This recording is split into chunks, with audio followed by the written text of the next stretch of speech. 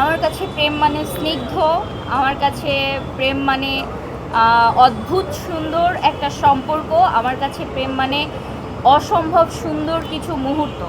এবং প্রেম হতে হয় স্নিগ্ধ, প্রেম হতে হয় পবিত্র, প্রেম হতে হয় সম্মানের। ঠিক আছে, যেই যেই প্রেমে মুগ্ধতা নেই সেই প্রেম প্রেম না আমার কাছে। চিঠির গল্প, আচ্ছা। আমার আমার একটা কাজ রিলিজ হয়েছে, প্রথম প্রেমের চিঠি। এই কাজটার আমার বাস্তব জীবনের গল্প থেকে নেওয়া। আমি যখন ক্লাস 8-9-এ পড়ি তখন আমার বাসায় চিঠি আসা শুরু করে।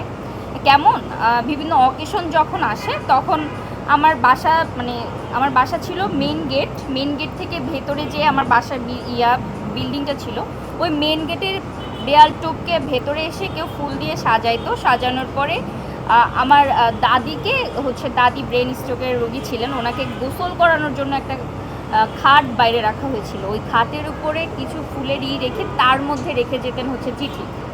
আমার আম্মু পেতেন সকালে উঠান ঝাড়ু দেওয়ার সময় যে। তো আমার একমাত্র উদ্দেশ্য থাকতো ওই চিঠিগুলো কালেক্ট করা, এবং ওই চিঠির শব্দগুলো এত সুন্দর ছিল, আমি চিঠির প্রেমে পড়ে গিয়েছিলাম।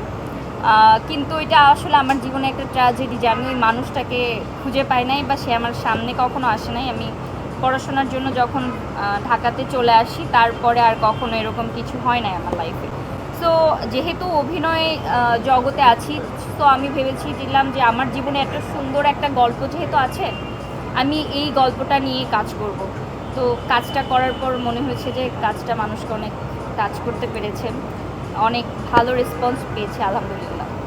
নিজে কখনো চিঠি দিয়েছেন কাউকে ভালোবেসে? না, আমি কখনো কাউকে চিঠি দেই নাই, তবে আমি চিঠি পেতে পছন্দ করি। আমি ভালোবাসার বার্তা যখন আমাকে কেউ দেয় আমি ওগুলা কুড়িয়ে রাখতে পছন্দ করি।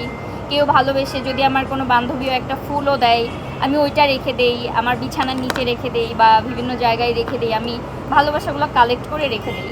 আমার মনে এখনও কেউ ওইভাবে জায়গা তৈরি করতে পারে নাই যে আমি নিজে তার জন্য লিখবো।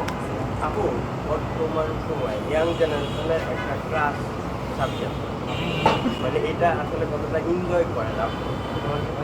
আচ্ছা, এটা আসলে কাজের ভালো প্রাপ্তি তো এই জায়গাগুলোতেই, যখন আমার কাজে মানুষ আমাকে দেখবে এবং আমাকে পছন্দ করবে। সো এটা তো অবশ্যই ভালো লাগে, তবে খ্যাতির বিড়ম্বনাও আছে। যেহেতু আমি অনেক বড় পর্যায়ের কেউ এখনও হতে পারি নাই, আমি খুব ছোটোখাটো একজন মানুষ। সো যখন মানে নর্মাল দৈনন্দিন লাইফ লিড করতে অনেক সমস্যা হয়ে যায়। ধরেন শপিংয়ে গেলাম, একটু সমস্যা প্রবলেম ফেস করলাম। কোথাও ফ্রেন্ডদের সাথে আমি যেরকম ঢাকা বিশ্ববিদ্যালয়ে একটু আড্ডা দিতে পছন্দ করি, আমি যেহেতু পাবলিক ইউনিভার্সিটির স্টুডেন্ট, আমার ভার্সিটিতে যে একটু আড্ডা দিব, ওই জায়গাগুলোতে একটু প্রবলেম ফেস করতে হয়। আচ্ছা, ক্যাম্পাসেও তো তোমার বেশ এবার একটু প্রশ্ন আছে।